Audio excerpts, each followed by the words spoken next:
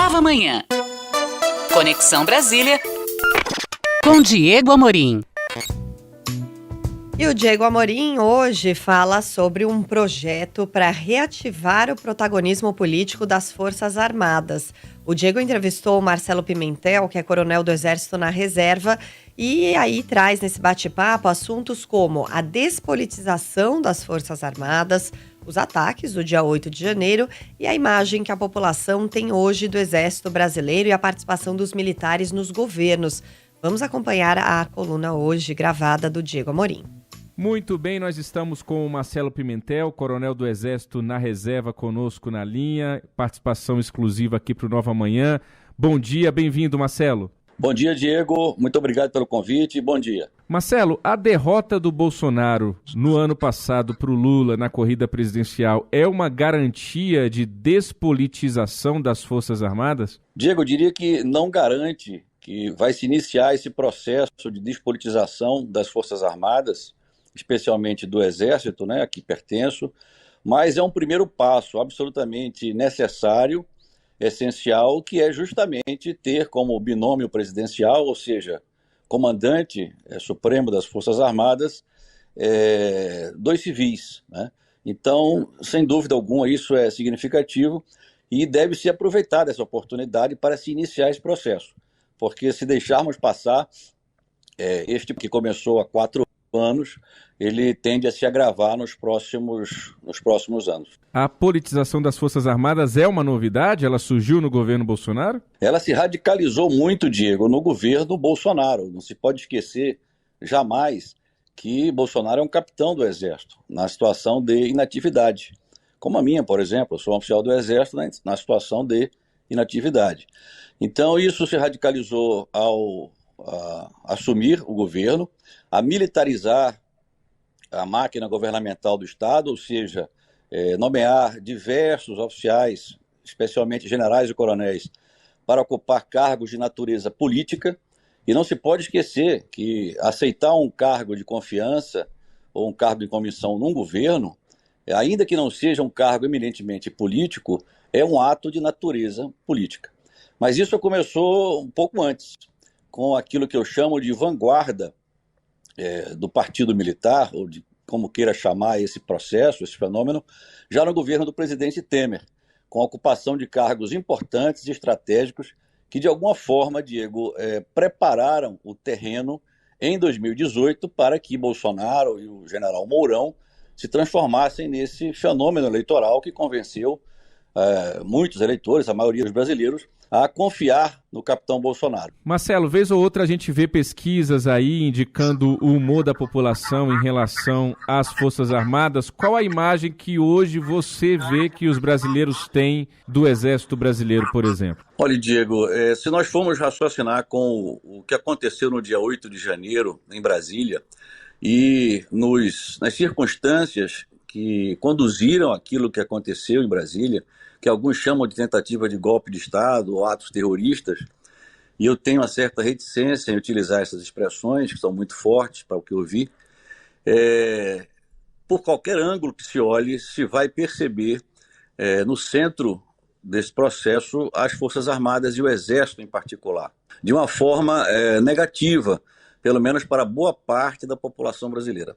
Então, sendo específico na sua pergunta, respondendo especificamente, eu vejo, lamentavelmente, que uma parcela considerável da sociedade brasileira considera as Forças Armadas como uma força golpista, ou seja, que teria pretensões ou aspirações de fazer um rompimento, de promover um rompimento institucional. Uma outra parcela da população, diferente desta, exatamente pela militarização do governo anterior, transfere as legítimas oposições ao governo do capitão Bolsonaro às próprias Forças Armadas. E uma outra parcela ainda da população faz chacota do militar brasileiro exatamente por essas duas situações anteriores que eu falei. Em algum momento nesses últimos 4 anos, a gente chegou perto de alguma ruptura institucional? Por parte dos militares das Forças Armadas na ativa, eu diria que chegamos muito longe. Aliás, o projeto, o protagonismo político das cúpulas hierárquicas das Forças Armadas, desta vez, diferentemente de outras vezes ao longo da história do Brasil, pelo menos nos últimos 100 anos de república, não prevê uma ruptura institucional violenta no estilo 64, por exemplo. Mas alguns militares inativos, principalmente, assumiram ao longo desses 6 últimos anos uma postura que pode parecer à parcela da população brasileira como golpista, ou como passível de, digamos, atendendo a um pedido, uma ordem do capitão Bolsonaro, e aqui para nós, Diego, capitães obedecem a generais e não o contrário, de promover uma espécie de ruptura institucional no estilo golpe de Estado. Mas isso também serve como uma espécie de narrativa para colocar os militares, ou seja, as cúpulas hierárquicas, generais e coronéis, nas capas dos jornais, no centro do debate político, porque esta é a finalidade principal desse projeto, que foi acionado por essa geração formada na MAN nos anos 70. Reativar o protagonismo político das cúpulas hierárquicas das Forças Armadas. Nessa linha, Marcelo, eu te pergunto o seguinte: a gente recentemente aí viu o presidente Lula escolher para o Ministério da Defesa o José Múcio Monteiro, um civil. Nos últimos 4 anos a gente viu generais aí ocupando cargos importantes, inclusive no Palácio do Planalto. Você vê algum problema de militar ocupar lugar civil e de civil ocupar o Ministério da Defesa? Bom, a primeira pergunta, se eu vejo problema em militar ocupar cargo civil, do jeito que nós estamos vendo há 4 anos, sim. Tanto é que foi justamente essa ocupação massiva e profunda da máquina governamental do Estado, e não falo só do Executivo Federal, em outras áreas também, que fez essa parcela da população considerar que as Forças Armadas podiam ser golpistas ou identificaram as Forças Armadas com o governo.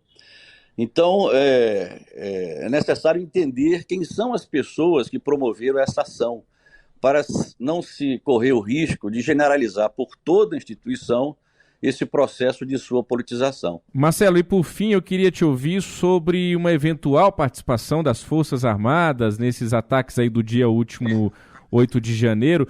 O senhor vê a possibilidade de as Forças Armadas terem atuado de alguma forma direta ou indireta, favorecendo os atentados que nós vimos no último dia 8? Bom, nós não podemos esquecer de alguns fatos, Diego.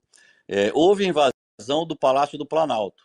O Palácio do Planalto está sob a guarda do Batalhão da Guarda Presidencial, que é subordinado ao Comando Militar do Planalto. Então, há que se averiguar o que aconteceu para que invasores desarmados, inclusive, invadissem o palácio e depredassem instalações públicas.